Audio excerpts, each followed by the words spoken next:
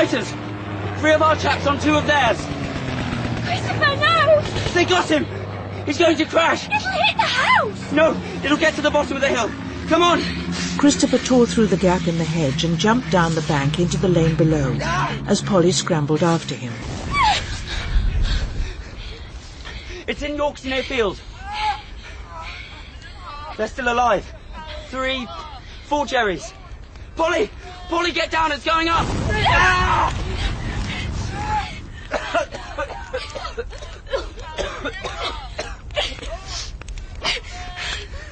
Polly! Paul! I'm all right. Come on, Edith, hurry up, man! That's Mr. York coming, and one of the farmhands. They've got guns, we should be all right. I'm not worried about us. I don't want to see any of the locals executing those men. It's against the Geneva Convention. Put your hands on your head. You are prisoners of war. Give me your weapons. Your pistols. You take these, will you, Mr. York? Higgins, get them guns! Polly, go and ring Colonel Forbes. Tell him what's happened. All right. Oh, sir. Were there more of you in there? I reckon they've been roasted, Mr. Christopher. Roasted to death, they were. Polly, I told you to go. Yes. We'll take them into the church hall and guard them until they're collected. Mr. York, tell your man to lead the way. Let's go! Higgins, bring him to the bar! As Polly ran up the lane, she thought about the look in Mr. York's eyes. It was lucky Christopher had gone out with Uncle Hugh the week before, and he'd explained that if a German plane were to come down, it was important to get there first. Feelings had been running high in the village, particularly as Mrs. Otley's nephew had been shot down. And Christopher had been as good as Dad. He'd put things in just the right way, and even Mr. York had had to do as he said. Colonel Forbes, it's Polly Cazalet here at Home Place. A German plane's been shot down in York's Field. Since Christopher had arrived, supposedly for a short holiday, but really, he told Polly, because he had been having such awful rows with his father, he and Polly had had several serious conversations about the war. The more she listened to him, the more torn she felt between the extremes of there being absolutely no point in any of it, and that being a conscientious objector was the only honourable course, and the opposite, that Hitler was a kind of evil devil who had to be destroyed whatever the cost. Christopher had become an unexpectedly welcome addition to her life, and the only difficulty in this was Clary, who had been so changed since the news of her father going missing. What are you doing up there? Trying to read. Did you see the bomber? What bomber? The one that nearly crashed on us. Oh, that. Well, I heard a fairly loud noise. Christopher went up to the men and took their guns away and made them prisoner. It seems funny to me. A conscientious objector playing soldiers. He was saving them, saving their lives. I don't see what you're so worked up about. They're Germans. Speaking for myself, I couldn't care less whether they're alive or dead. You must. They're human beings. I don't think about them like that. I just think about them as them. A whole great mass of people who are ruining our lives. You can't expect me to care about Germans I haven't even met. You care about people in books you haven't ever met. My favourite people in books I've known for years. And they don't die. I mean, they do, but they're still there whenever I want them. Generally speaking, I prefer books to people nowadays. On the whole. I see. You see what? What you mean about people in books? Oh, well, that's all right. You don't have to placate me. I wasn't. I didn't say I agreed with you. That's something. I prefer you to anybody in a book. That sounds to me like a really sucking up remark. All right, if that's how you feel. What I mean is that if you read more, you'd easily find someone preferable to me. All I mean, you fool, is that I'm actually quite fond of you. You know I meant that. Why can't you just take that sort of thing in your stride? I never take anything in my stride. Well, don't forget tea, then. What is there? Not much, I shouldn't wonder. Hello? What's happened to the prisoners? They've been taken away. One of them's only a bit older than me. You were terribly good with them. I'm sure you saved their lives. What I hate most is having to be against something all the time. I can't be for peace. I have to be against the war. And then I have to put up with people thinking I'm mad or a coward or something. And then there's people who think war's a good thing. They don't think that. Well, that it's necessary. Can't be helped. Whatever it is, they're allowed to be moral about it. Chock full of principles and integrity, but people like me are supposed to be against the war because we're afraid a bomb might drop on us. I don't think everyone's like that. Tell me somebody who isn't. I'm not. I've got to go. Sorry, Paul. What? I said I'm sorry. It's all right. Oh, Wills, for heaven's sake, can't I have 2 minutes to find your clean cardigan? What's the matter, Mummy? And do you have to throw your bricks all over the floor? I don't have a moment's peace to get anything done. I'll pick them up. And where on earth have you been, Polly? Didn't you see the plane crash? And Mr. York came with a man with a pitchfork. If you're going to Bath, Wills, please do get on with it. I don't know why you love that chain so much. Oh, Wills. She is cross today, isn't she?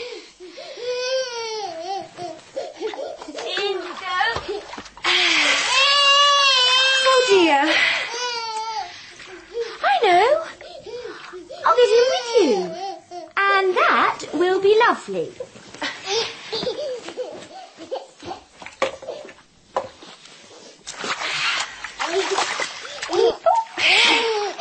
There we are. No splashing. I know. Let's sing. A tisket, a tasket, a green and yellow basket. I sent a letter to my mummy on the way. I dropped it. I dropped it. I dropped it. What on earth are you doing, Polly? Oh, Will's supper has been ready for 15 minutes. I had to get in with him. He simply wouldn't do anything otherwise. When did you last wash your hair? It looks absolutely dreadful.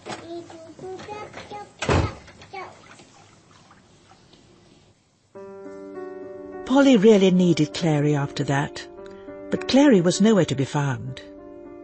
In between the war being frightening, everything was really very boring. Here she was, simply getting older and older, with nothing happening to her.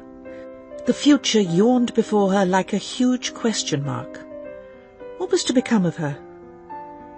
All these years she'd simply been marking time.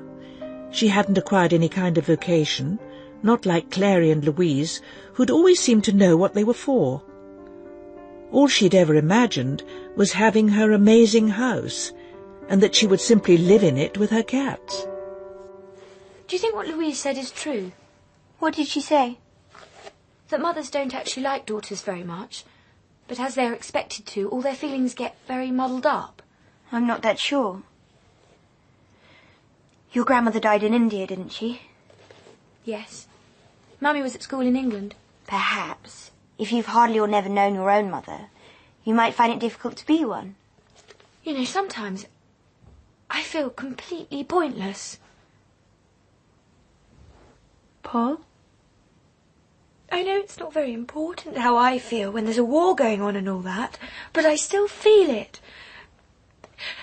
I simply can't think what I'm for. I feel as though I ought to know what's the point of life, but it also feels quite dangerous to think about it all. How do you mean exactly? I mean, supposing nothing matters. Maybe we're just little objects that happen to move and speak. Clever little toys. Made by God, do you mean? Not made by anybody. We can't just be that, because we have feelings. Could I borrow your vanishing cream? Thanks. I grant you we can have pretty bad feelings, but it's not nothing. I think it's just that you haven't made up your mind about what you want to do.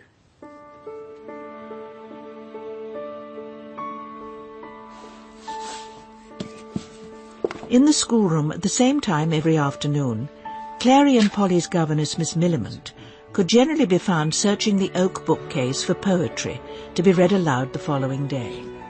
Miss Millamant, Do you think I would be a good nurse? Dad seems to think so, but I think I'd be too sorry for all the ill people to be of any use. Well, I had rather wondered whether you and Clary might not benefit from university.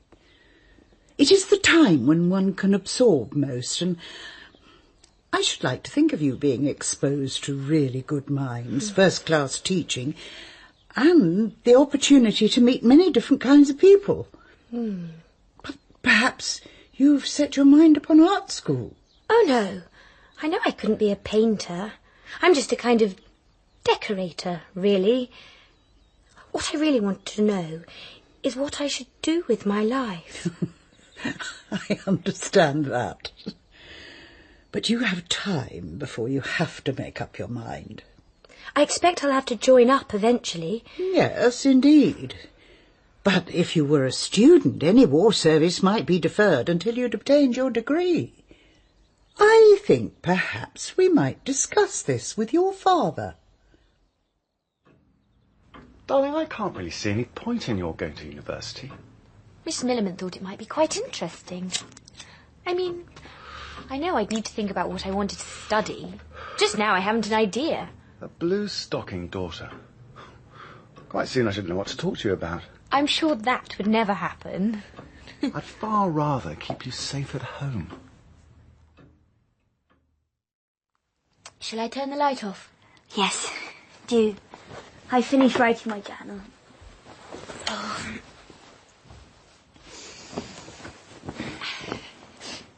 I should think university would be quite exciting. Miss Millerman thought you should go too. Why don't you want to? I don't think I'm worth it. I mean, I think it must be mostly men and a few fearfully clever girls. I think it would just make me feel inferior. Zoe thinks Dad's dead, you know. She's completely given up. And everyone else has stopped talking about him. You can always talk about him with me. When something is really worrying you, you'd think people would want to talk about it even more. But not our family. They're just a lot of ostriches. Shall I tell you the next part of Dad's escape story I'm making up? All right. Well, he did nearly get burned to death in that barn. But the farm dog woke him up and led him to safety. And now he's trying to make his way to the coast, to get a ship back to England. What about his uniform? He changed that ages ago. He sold his watch for a complete set of French clothes. He does have terribly good French. And he can steal eggs from farmhouses. And milk cows. But he doesn't like milk very much, so he takes apples from orchards. And if he ever gets sick, kind French people hide him and give him brandy. The Duchy said a big French ship was torpedoed in the Channel. 400 people died. So that just goes to show you. There are some friendships about, and one day Dad will find one and come back home. Really, it's perfectly logical.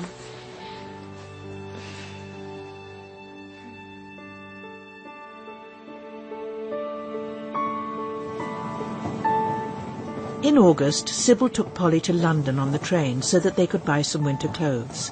Aunt Villy came with them. Gallery Lafayette has some nice things for young people. In fact, you could probably do everything in Regent Street, and then you'll be handy for the Café Royal to have lunch with Hugh. Oh, can't we go to Peter Joe? Louise says it's by far the best shop. No, darling, it's too much off the beaten track.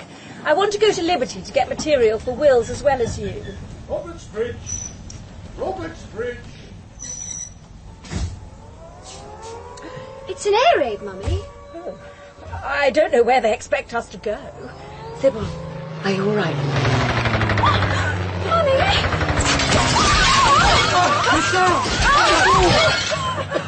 Stay down, darling, it'll be all right. That's one of ours! They got it! Everyone all right? Why is he shooting at us? It's civilians. Come here, darling, you've got glass in your hair. I do hope no one's been hurt. We should go home. Nonsense. We're halfway to London by now. And you'll have quite a story to tell when you get back. You're very pale, Sybil. I'm quite all right. Oh, look, I've laddered my stockings. Oh. There now, you see? We must be going on to Charing Cross. After a morning of shopping, they had lunch with her father, which was lovely. What have you bought for yourself, darling? I really don't need anything. Since I've happily lost some weight, I can wear all the things I had before Will's. I don't think that's right, do you, Dad? Just having things to wear isn't the same as having a lovely new thing. Oh, quite right. Mind you make your mother buy something really pretty and frightfully expensive this afternoon. I promise, Dad. I've got to go and see somebody quite near John Lewis where you can get your undies, Polly. Will that be all right? Of course. But where are you going? Shall I meet you there? No, there won't be time. When you've done your shopping, take a bus back to Charing Cross. Here's your train ticket, just in case. And catch the 4:20 even if I'm not there, which of course I will be. Here's the money. Now, you will promise to catch the train? Yes, Mummy. I promise. Her mother did not catch the train. Polly waited at the barrier until the last moment. Aunt Billy. Polly. Mummy's missed the train. I expect Mr. Carmichael kept her waiting. Who's Mr. Carmichael? Didn't she tell you? He's a consultant. He knows all about people's insides. I probably shouldn't have said anything. I know she didn't want to worry your father. A doctor? It's nothing to worry about. Aunt Rach made her go. You know how she fusses about people's health. Fear, like a splinter of ice, pierced her. How she hated them both, thinking that little girls, and she was sure that they thought of her as a little girl, could be diverted by pretty things, whose protection was nothing more than their own ease. Hello, darling. There you are. Did you get the right bras? Yes. Was it all right? Aunt Billy said you went to see a doctor. Oh, yes, I did. Of course it was all right. I didn't tell you because I didn't want to make a fuss with Daddy and spoil lunch. It was fun, wasn't it, darling? The only thing I forgot to get you was a good Mac. But I can do that next time I go up. I could come with you. No, darling. We're not next time. Now, I really must fly. I have to give Wills his supper.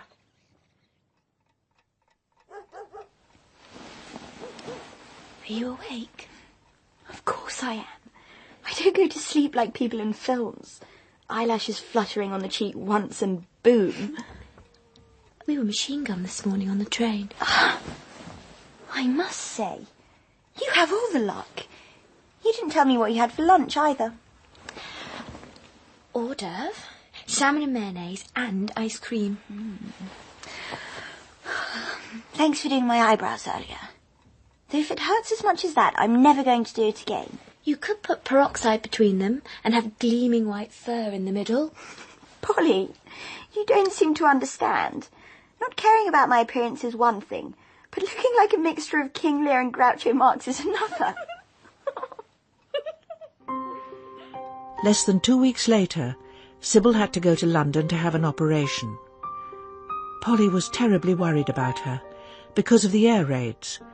But Hugh said that she would be much more safe than almost anyone, because hospitals had special guns on the roof to protect the people inside. Here, you hold the basket and I'll reach up. The plan is for them to smash our Air Force and then invade. Green gauge is coming down. Oh. How do you know that? Colonel Forbes told me. Anyway, we'll know what to do because all the church bells will ring. Oh, good. That will make all the difference. Watch out! Towards the end of the week, the war got much worse. The Germans kept on with the bombing attacks day as well as night, and it was said they were sending 1,000 planes at a time. Uncle Edward was posted to an RAF aerodrome, and Aunt Villy went quiet and made herself suddenly very busy every time she heard a bomber flying overhead. I don't know why the Duchy thinks keeping the windows open all the time is so healthy. I'm just writing about Colonel Forbes in my journal. Do you think we should commit suicide if the Germans come? No, I don't. Seems to me that men actually like war. We wouldn't have them if they didn't. Perhaps we should ask for hot water bottles tonight. It is awfully cold. Yes, let's. What I find particularly irritating is that nobody will say what rape actually is. If there's a danger of it, I really do think we ought to have some idea what we're in for. Why don't you look it up in the dictionary? Good idea. Finished.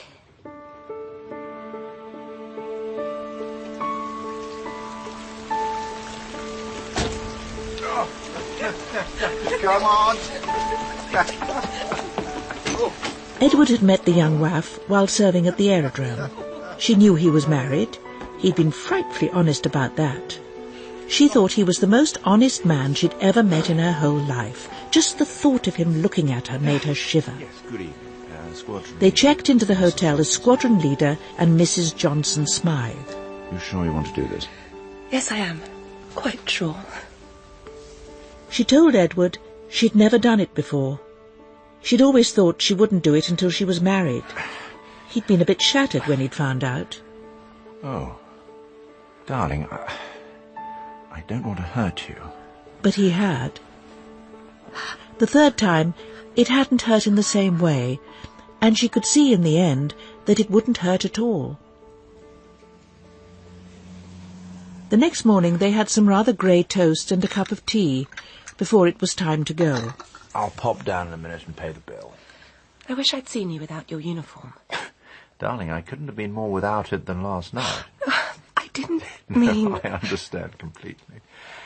Everyone dressed up like this all the time makes it hard to forget what's happening, even for a moment. Yes, that's exactly it. Well, we ought to get a move on if you ought to catch your train. Really, Edward, I could make my own way to the station. It isn't that far. Yeah, I wouldn't hear of it, darling. Don't be silly. I'll drive you. Don't be long. She looked round the room. Last night it had seemed so romantic. Now it seemed desolate, untidy, even squalid. In a moment she would have to go down in the lift, walk firmly across the reception hall, no need to look at anybody, and out to the car. Well done, sweetie. Now, Mom, where to? Paddington. Paddington it is. Along the Great West Road, on their way into London, they got caught behind an immensely long army convoy.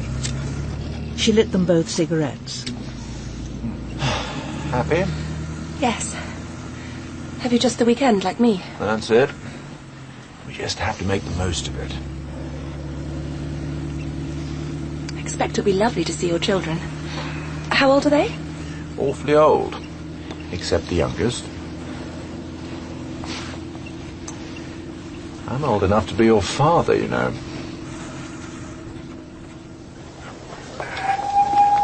Here we are, darling. Got anything to read? No, I don't. Oh, won't be a minute. In the car, she'd thought fleetingly how lovely it would be to spend her leave with him, instead of with her parents in Bath, with Mummy criticising her makeup, and Daddy giving her patronisingly weak gin and limes.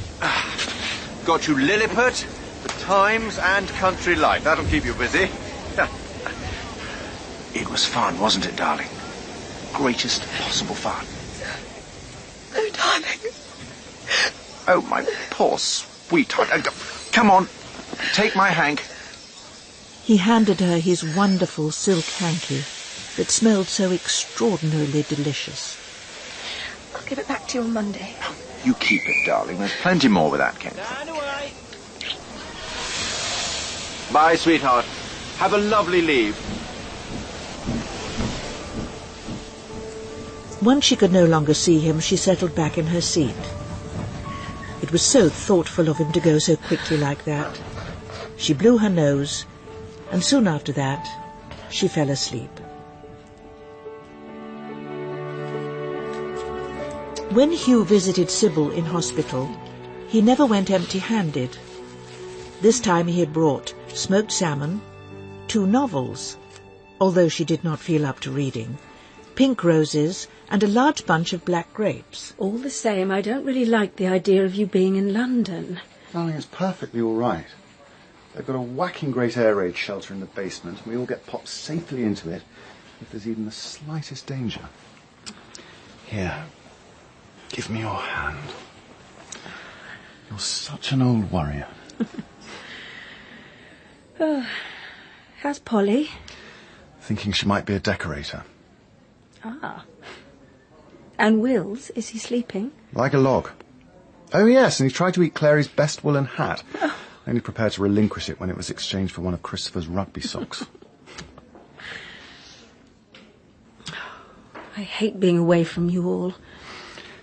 Well, with any luck, I'll have you home far sooner than you think. I'm seeing the Great White Chief before I leave.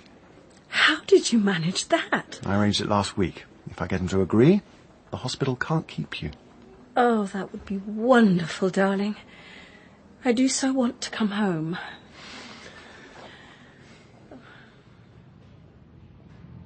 I'm awfully sorry. Could you go through it one more time?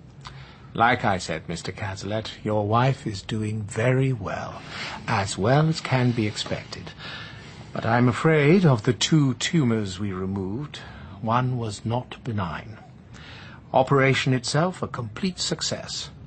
Felt you should be put in the picture. But she'll get better, won't she? There is every chance she will show a steady improvement. Do you think, well, she ought to be told? Oh, no. Nothing is more injurious to patients, particularly women, than anxiety. I wouldn't want her to worry. Quite right. He remembered with a pang that he had not kissed her when he had left. Suddenly he was overcome with longing for her, to hold her in his arms, to watch her breathing, to hear her soft voice. It seemed very odd to be driving away from her. He would talk to Rachel about finding a really good nurse, and that way he could bring her home.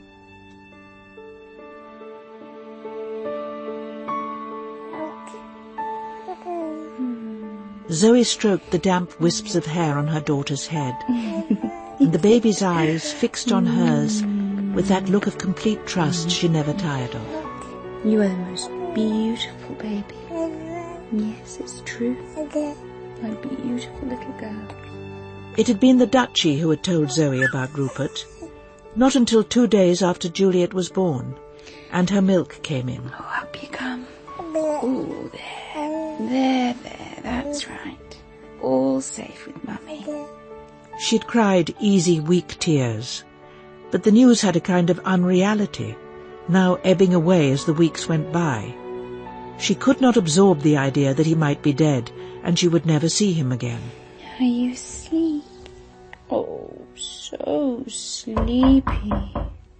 Come in. I'm going up to town with the brig shortly.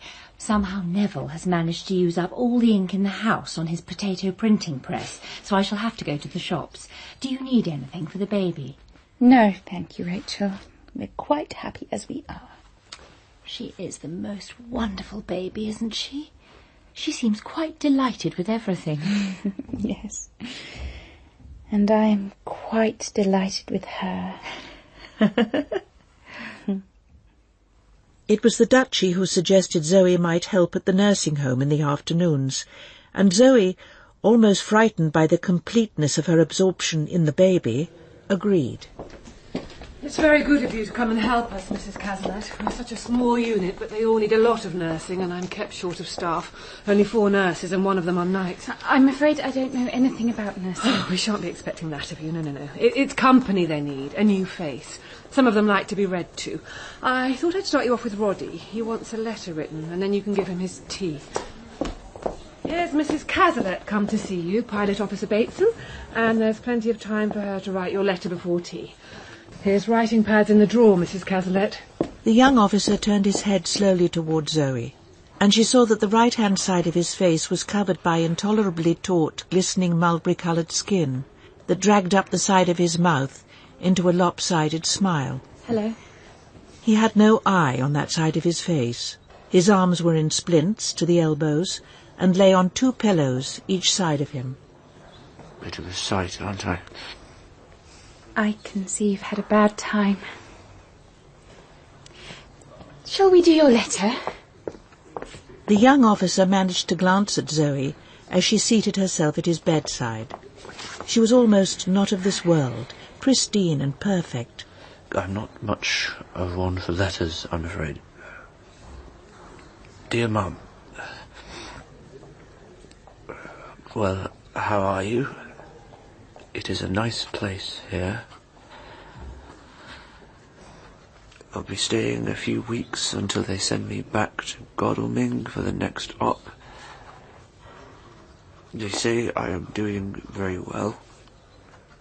I hope Dad is enjoying the home guard, and your work at the canteen isn't too tiring for your back.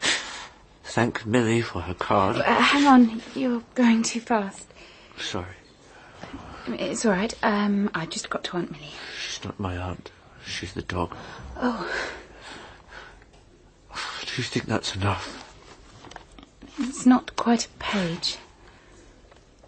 Oh, yes. Please, would you ring Ruth and tell her not to come? You could say we're not allowed visitors, only I don't want her to come. Just put your loving son, Roddy. By the time she'd finished the letter and put it in the envelope, a nurse had arrived with a tea tray. There's a straw for the tea somewhere, but it'll be too hot. I can't drink it if it's hot. That's all right. I'll blow on it.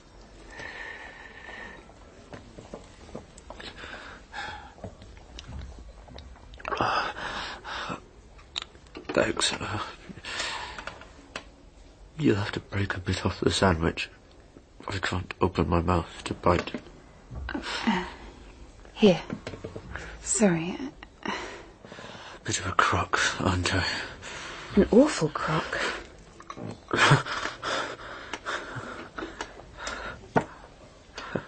You live near here, do you? Yes, just up the road. I see you're married. I am.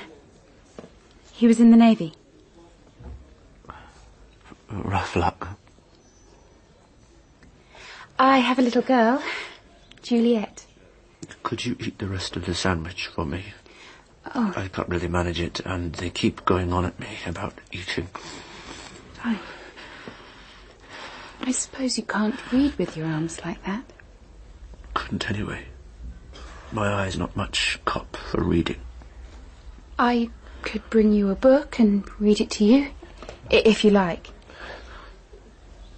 I would. Something light. All right, then. Goodbye. Oh, goodbye.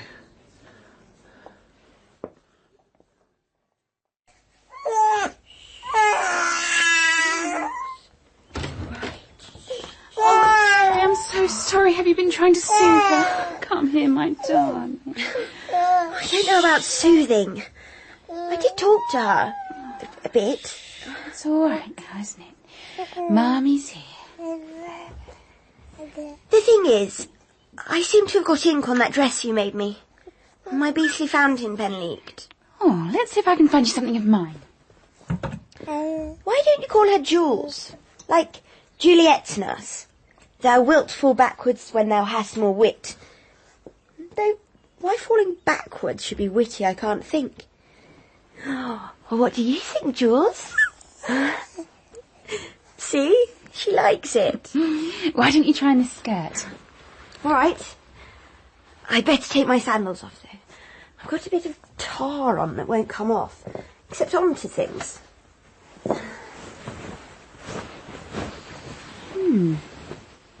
It's a bit long. I'll take it up for you. Oh, no. I like it long. You need a nice shirt to go with it. Won't this do? I don't want it to just do, Clary. I want you to look beautiful. I'm afraid it's rather an uphill wish. By the time Zoe had brushed Clary's hair and held it back from her forehead with 2 combs, she really looked striking. Like a photograph of a grown-up. We'll go shopping soon and get you some nice shoes. What do you say? All right. Over time, Zoe learned more about the RAF man she read to in the nursing home. He got his plane back on one engine, but there'd been a fire in the cockpit, and he'd broken his leg getting out. He had terrible nightmares. He was 20, and he'd only been flying a month, apart from his training. Hello. Mrs. Cazalet, how nice to see you. I thought I'd just pop in. I've been trying to work out what happens next in the Sherlock Holmes. I'm afraid I can't read to you today. Oh, I see. I've only got a moment. I have my baby downstairs. The nurses are looking after her. I expect you are very busy. I could see, but perhaps if they didn't mind, I could start a story. I could easily stay 10 minutes. No, please don't bother. Oh. You can't read much in 10 minutes. I'm awfully sorry, but it's the nanny's day off. I'm tired anyway. Oh. A bit posh, isn't it? Having a nanny. I don't really. She just helps me sometimes, which means I can come and see you. I'd better go. Goodbye.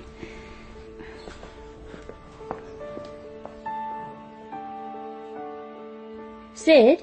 Rachel, darling. Is everything still all right with you for my visit? Of course. Can't wait. I'll meet you at the station. No, I'll come straight to the house. We can have some supper and decide what we want to do. Perfect. Good Lord, what was that? I've no idea, but I'd better find out. See you soon, darling. Yes. Can't wait. God bless. You'll find us all doing the Lambert walk. Neville, get down from there at once. Everyone bright and breezy, do as you damn well pleasy. And where on earth are your clothes? Nowhere. I am naked. And you are standing on the snooker table. It really is far too cold to have no clothes on. And think what the brig will say if you tear the green baize. When Neville was alone, he could not help thinking about things, and they all seemed to be bad. How could Dad go off and leave him and Clary with nothing? His mother became dead at the beginning of his life. Ellen would be the next to go. He and Hawkins had made a pact at school about who could collect the most bad deeds in the holidays, and whoever won had to give the other all his pocket money. Get in the bath now, Neville, and I'll come and read you a story in bed. What on earth was he doing on the billiard table? Oh, the Lambeth walk. With Uncle Hugh's golf club. Helen told me she was as white as a sheet. The Dutch, he feels, perhaps he could do with a treat. But in a few days, he mustn't think that dancing on billiard tables reaps rewards. I should think not. Or else we should all be doing it. He'll be all right after a cup of cocoa. Can I have one too?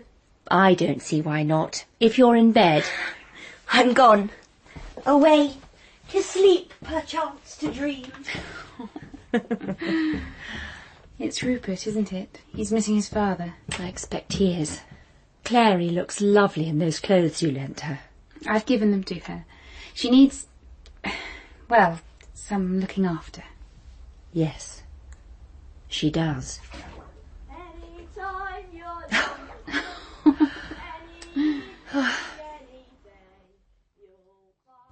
A couple of days later, when Zoe went to visit Roddy Bateson again, there was a small parcel on her chair. Go ahead. Open it. Oh, the sweetest little monkey. It's for your baby. I got one of the nurses to choose it. She said it was the best she could find. I rather like the tail. Oh, it's lovely. She'll love it. On impulse, she kissed him on the crimson, glistening skin. You're the first person to kiss me since Ruth, my girl. She wanted to come and see me in Godalming, but I never answered her letter. I don't want her to see me like this. People don't just love people for their faces. At least it's awful if they do. What makes you say that? I've been that sort of person. It makes you feel rotten in the end. Like being loved just because you've got a lot of money. All the same, That's how it starts, isn't it? You like the look of someone. And then you like other things about them. If there are things to like. A lot of men are after Ruth, though. She loves a good time, dancing and that. She's only 18, much younger than me. Shall I read to you now? Yes, I'd like that. And afterwards, Zoe spent at least as much time talking to Roddy Bateson as she did reading to him, which she recognised had been a way of dealing with their mutual shyness and embarrassment more than anything else, and which now no longer seemed necessary.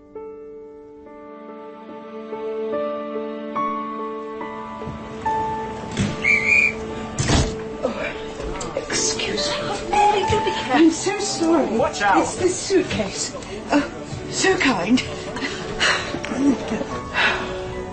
Really, Eleanor, you do make such a performance out of a simple thing like catching a train. Miss Millamant had given her notice at her lodgings in London. It had been unpleasant and tiring. She'd burned her boats, and she suddenly felt, after the expensive taxi ride from Stoke Newington to Charing Cross, that now she was homeless. The thought caused her moments of such overwhelming panic, she was forced to speak quite severely to herself. Oh, no, Eleanor. You really must cross that bridge when you come to it. But this had been succeeded by her wondering whether at some point one became too old to cross some bridges, even when one did come to them. The landlady had been rather unpleasant. It seemed sad that she'd stayed so long in the same lodgings and ended up by being so resented. Oh, that is all behind you, Eleanor. There is no use in dwelling. But what lay ahead? One day Polly and Clary would not need her any more, and her eyesight was getting much worse. Oh, excuse me. I am so sorry. Oh, do forgive me. Miss Millamant, over here. Oh.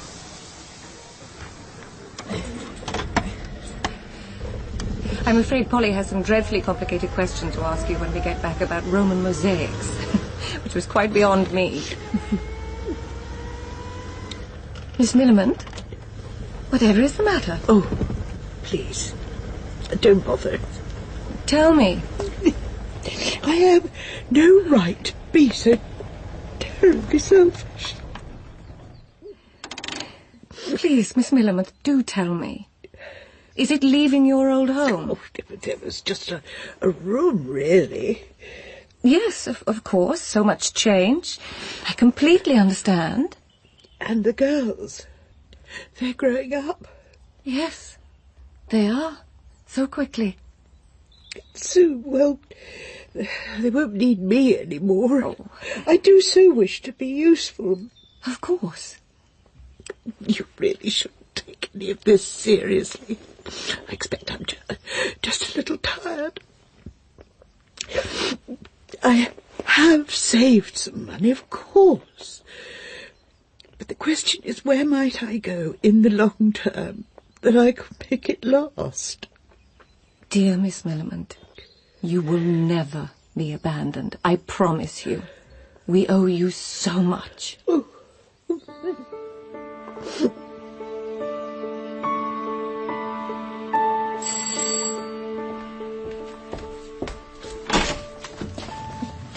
Oh, you walked. Really, Rachel? I took the bus part of the way.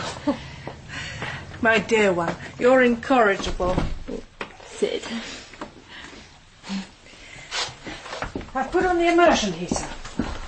Would a hot bath be the ticket? Oh, a hot cup of tea is what I crave more than anything in the world. A cup of tea you shall have, and then I shall run you a bath, and you can lounge around in it for as long as you like. Oh. Sid thought of Rachel in a bath with a kind of tender anguish that had become so familiar, and yet still astonished her. If she'd taken a cab, we would have had another hour together, she thought. But they would have the whole weekend. Until Sunday evening, when she would be on duty again. Did you find out what was on at the academy? La Femme du Boulanger. Oh, let's go. But you're really not too tired? This is our treat. We could have supper out. Oh, that would be wise. You know my cooking. Sid poured out the tea and produced Rachel's favourite brand of Egyptian cigarettes. Oh, you are clever. Where did you get them? Found them in a little shop in Soho. She did not mention the exhaustive search this had entailed. Oh, Rachel told Sid about a very old photograph of the family she had unearthed, something she thought Clary might like, Oh, do let me see. as it was such a good snap of Rupert when he was younger. My word, you were a tearing beauty. Nonsense. Still are. Really? Darling, I don't love you just for your appearance, although I might be forgiven if I did. No news of Rupert at all? None. Honestly, Sid, I've given up hope. I think even the Duchy has. But Clary hasn't. She doesn't talk about him much. But she never talks about him as though... Darling. Must be happening to so many people. So much grief and shock and dying hopes. Sometimes I think we are mad. What good will it do? Perhaps it might prevent a greater evil. There are so many terrible rumours. Whole families being taken away. Ghettos where people are imprisoned. Something hateful is happening, but no one will admit it. Oh, Sid, I find that hard to believe. That it could all possibly be any worse than it is. I know you do. It's easier for me to believe that. Why? At a time of war, everyone wants to be the same. One people pulling together. It's never a good time to be different. People fall upon each other when they feel threatened. I'm sure if all those things you said were really happening, someone would do something. People would not simply stand by and allow it. Generally, ordinary people do behave well. Sid realised that Rachel did not want to understand her, so she dropped the subject. They drove to Oxford Street and saw their film and dined on tomato soup and poached cod. Miss Millamant, a scone. Do you really think we should? Oh, it's hardly afternoon tea without scones. And jam, of course. And a little fairy cake if they have one. How delightful. Villy had taken Miss Millamant to tea at the Gateway Tea Rooms, an offer she most gratefully accepted. Do you remember when you first came to teach me and Jessica? And how we always knew it was nearly lunchtime because the housemaid would come into the schoolroom and change the lace curtains? Because even though they would have been put up fresh that morning, they would be grey with soot by noon. It was those pea soup fogs. Quite extraordinary when you think of it. We hardly ever have a fog like that now, do we, Miss Millamant? No, indeed. Excuse me. You have the hiccups. Remember what you taught us? Hiccup, hiccup, 3 drops, Three drops in the teacup. Stop hiccups. Oh, my Aunt May taught me that. Of course, we don't know exactly what the future will hold after the war. I don't expect we'll stay in Sussex. But whatever we do, I have always imagined you would come to live with us, Miss Millamant. Thank you. Thank you.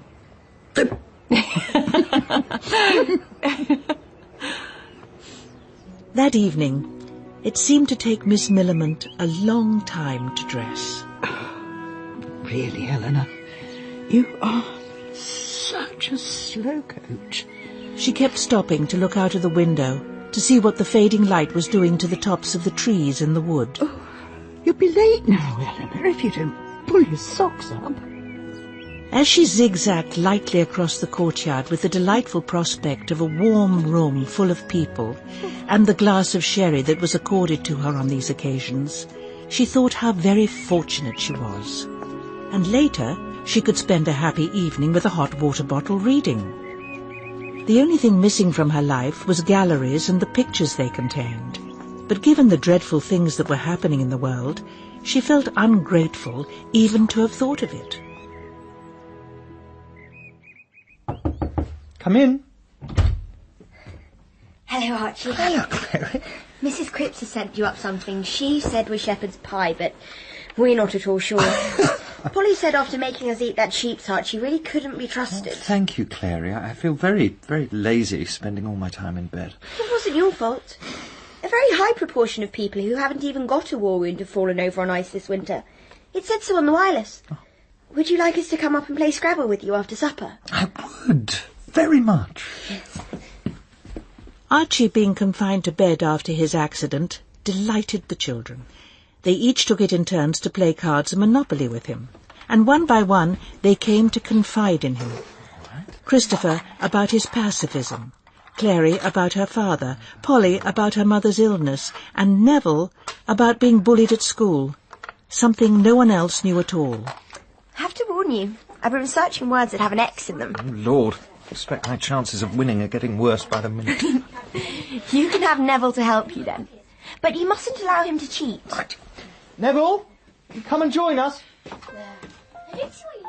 The moment he had set eyes on Sid, Archie had understood what had been a torturing mystery to him for 17 years. When he was young, he had loved Rachel and hoped to win her. But she said she could never marry him, and shortly after that he had left for France. He wondered how he would feel when he saw her again, but now, having seen her with Sid, he suddenly understood. And the discovery brought both devastation and release. Later that night, as he hoisted himself out of bed to get his painkillers, he found himself thinking that Rachel had never been his. So in a sense, it could not be said that he had lost her. More wine, darling. Yes, please. Then there's a gym teacher who terrifies the nurses she drives because she so enjoys going through red lights, driving on the wrong side of the road. Oh, I do worry about you in the air raids. Oh, darling, the ambulances really are 1,000,000 miles away from any real danger. Really? And to tell you the truth, we spend most of our time drinking tea. Oh, thank God. Shall we go home? I can make a much better coffee than they'll give us here. As Sid put her latchkey in the door, she thought, this was how it should always be. Soon have the kettle on. She and Rachel going home together. She felt for the light switch, then changed her mind and put her arms around Rachel, who returned the embrace. They kissed. It was a lovely evening. Wasn't it? Exactly the right kind of film. I always enjoy everything I do with you. Much later, they began their favourite conversation, what they would do after the war. I wondered about Italy, darling. You'd absolutely love it. And the food. We could eat out at a little roadside cafe every night if we wanted. Italy would be wonderful. But if we couldn't afford it, there's always Scotland. Long walks, crackling fires. Wouldn't that be just the most perfect way to spend a week? Or 2, or 3. Rachel was to sleep in Evie's room, and Sid went to make her a hot water bottle. She was aware of a slight tension that had sprung up between them almost on the climb upstairs. Sid had stayed many times at Home Place, and occasionally in Rachel's room, in separate beds, but this was the first time they had spent a night alone together. Rachel had made it painfully clear that any kind of sexual intimacy revolted her. Sid had tried to conquer her feelings, but tonight she knew she had not overcome anything at all. As you will not have your love to keep you warm, here is a hot water bottle instead. Rachel stood in her petticoat, her sponge bag in her hand. Sid, what's the matter? Nothing at all. Let me get your dressing gown. Oh. Thank you. Aren't you going to come and talk to me in bed? Will you have your bath and then I'll pop in? Rachel fell asleep quite soon after her bath. Sid lay hopelessly awake beside her, until the luminous dial on Rachel's travelling clock said 2:30. Then she gently untangled herself and went to her own bed, where sleep continued to elude her.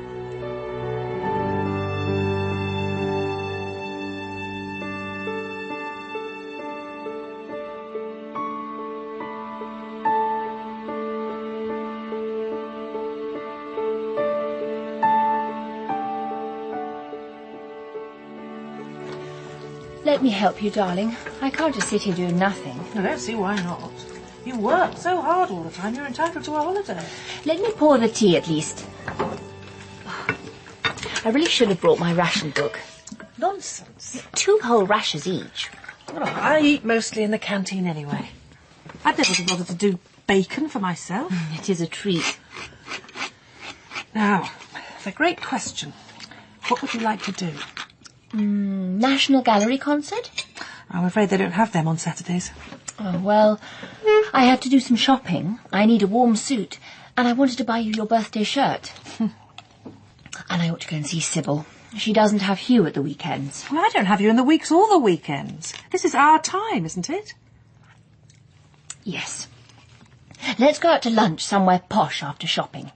And it's going to be my lunch after eating all your bacon. And then we can see what we feel like.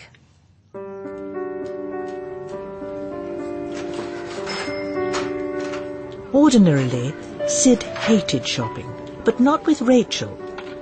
The pleasure of helping her choose, or sitting on a small gilt chair at Debenham and Freebody while Rachel paraded in various suits was intense. Rachel chose a shirt to give Sid. Darling, it's a very expensive place. I don't think you should give me a tie as well. Of course I shall. The Brig gives me such a generous dress allowance, and I haven't spent any money for ages. The thought that it was the Brig who was indirectly responsible for these things was faintly depressing. Ideas like, they pay her to stay at home and they've made her utterly dependent occurred. She dismissed them quickly as unfair and nonsense. The trouble began walking back to the car. Would you mind awfully dropping me off at Sybil's hospital? We're a little later than I expected. And if we see a flower stall, I'll just nip in and buy something to take.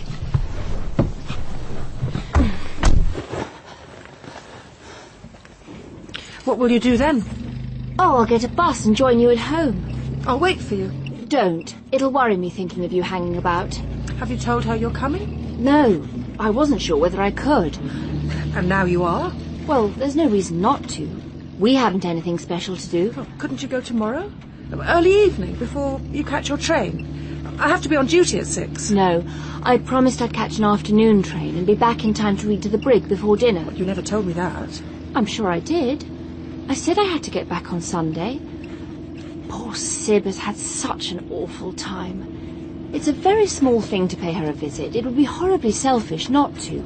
Surely you can see that. And it would also be selfish not to read to the Brig for once. Just once, in order that we could have more time together? Of course it would. Well, I wish to God it would be unselfish to see me. But I suppose it will never be that until your parents are dead. What an awful thing to say. But you only want to do things that you feel you ought to do for other people. You never do anything for yourself. Well, why should I? I have a wonderful life. And I happen to love my parents very much. They did not speak after that. All the way up Regent Street to Portland Place, and then New Cavendish Street to the hospital.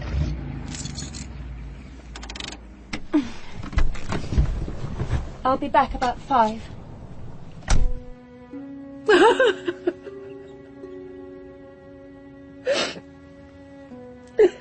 It was nearly 2 hours before Rachel emerged. During that time, Sid had stopped crying, smoked 8 cigarettes, told herself she was quite right to confront things, told herself that it was she who was spoiling their short time together. She remembered Rachel saying, "I always enjoy everything I do with you." It was not that Rachel did not love her.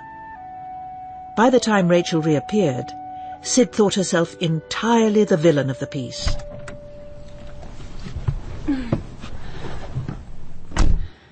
You shouldn't have waited. I wanted to. Forgive me for being such a beast. You weren't. It's all right, really. She took Rachel's hand and kissed it. I'm so sorry. It's wonderful to have you at all. Sorry I sulked. No, it was me. All of it. I was thinking, why don't we go to the theatre tonight? Lovely idea. We'll get an evening standard at Baker Street. How's Sybil? Still very weak, poor darling, and longing to come home. But she doesn't want to be a nuisance. And she thinks Hugh wants her to stay in hospital longer, but is trying to get her out because he thinks she wants to. It does sound complicated. I know, but married people always have their jungle paths. They know them, but they always sound funny to outsiders. I suppose they do. You know, in spite of that huge lunch, I'd love a cup of tea. As soon as we get home, you shall have one. Oh, goodness. Oh, we're always having air raids, and nothing much happens. Oh. Nearly home. We'll be quite safe inside. George, get everything you can lay your hands on. Sand buckets, hoses, whatever we've got. The lads are doing what they can, sir. It's a Saturday, so they've done their best coming in from home, but we're still short-handed. Well, do your best, and tell the men I appreciate their coming in. I expect they'd far rather be with their families. Edward had been forced to give up his commission in the RAF and return to running the business. The war effort needed every bit of timber it could muster, and his role now was to provide those vital supplies and do what he could to protect the precious wood from destruction. It's the sawmills I'm worried about, sir. One spark, that's all it takes. No, we'll just have to do what we can. I'll be making some calls if you need me. Right you are, Mr. Edward. You men get hold of those sandbags and follow me.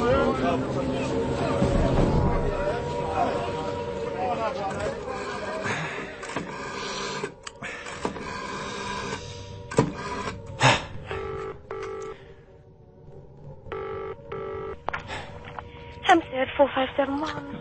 Dinah, darling, you all right? Edward, where are you? We're at the wharf. We're expecting rather a bad night. I've heard the air raid warnings, but I thought it might all blow over.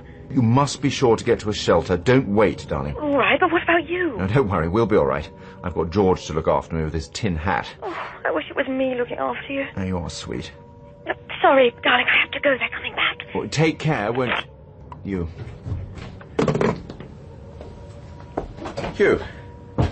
I thought perhaps you could do with some help tonight. Yes, well, very good of you. Who's that? Won't lie to you. I wanted to make sure Diana was going to be sensible, go down the shelter. Doesn't she have a husband to take care of that sort of thing? Oh, he's joined up. Posted away just at the moment. I see. It's not that I expect your approval. Billy expressly asked me to make sure you were all right. Oh, did she? She does worry. You and the children are everything to her. Yes, of course. And they to me. Really? It is true that people can feel differently for different people. But Billy is your wife. Of course she is.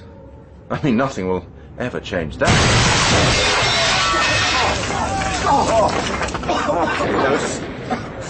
Over. Whoa. Edward! Ed, where are you? I'm over here. Ooh. You all right? Yeah, I think we've taken a direct hit. Oh. My God, the roof's down.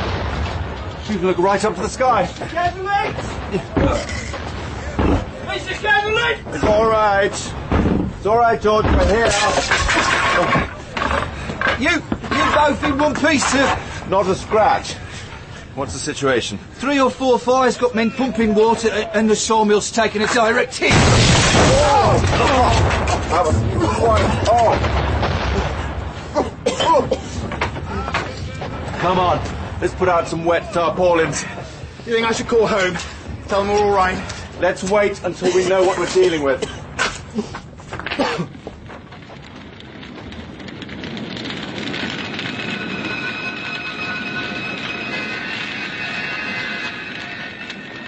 Now the fire's just ahead of us, just on our right, in 2 separate columns of smoke. Flames dashing right up into the sky. The engine itself has just swung round the corner in front of us, and you can see the flames playing onto it. And now we've come right into line with it. And there, straight ahead of us, is this, I don't know what it is exactly, I should say it's a biggish warehouse. The flames are roaring up through it at the moment, pouring through the windows, the roof's off, and the engine's gone right ahead, right up to it. It really is a tremendous blaze. The water's already playing onto it from other engines which have drawn up here ahead of us. Firemen rushing up the scene now. And in the background you can probably hear the... Certainly then you can hear the burst of anti-aircraft fire. I wish Rachel hadn't decided to stay up in London for the weekend. Do you think Mummy will be all right? Of course, Sybil will be safe, darling. You mustn't worry. She's in a hospital. They'll have their own shelter and people to look after them. Louise should be all right. There's a shelter right beside her acting school. There you are. But what about Dad? He's gone to the office. Covered some dead bodies under the piles of masonry lying by the side of the road. Still digging. Think of all the poor people having their houses smashed up and being bombed to death. Polly, darling, let's hope it isn't as bad as that. As she came out, she was clapping her hands and smiling broadly. It's just incredible if you could see the spirit of these people. I've brought you a drink. Thanks. Do you think if we turned off all the lights, we might be able to look? All right. Go to the French windows. Charlie, you can open the blackout now.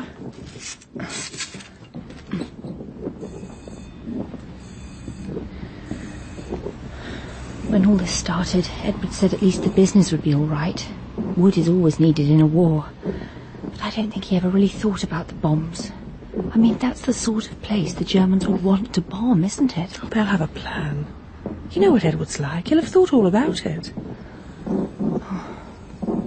The horizon, it's so red. There's a shelter in the next street if you'd feel safer there. No, not unless it gets worse. I'd rather stay here. Just the two of us. Yes. So would I.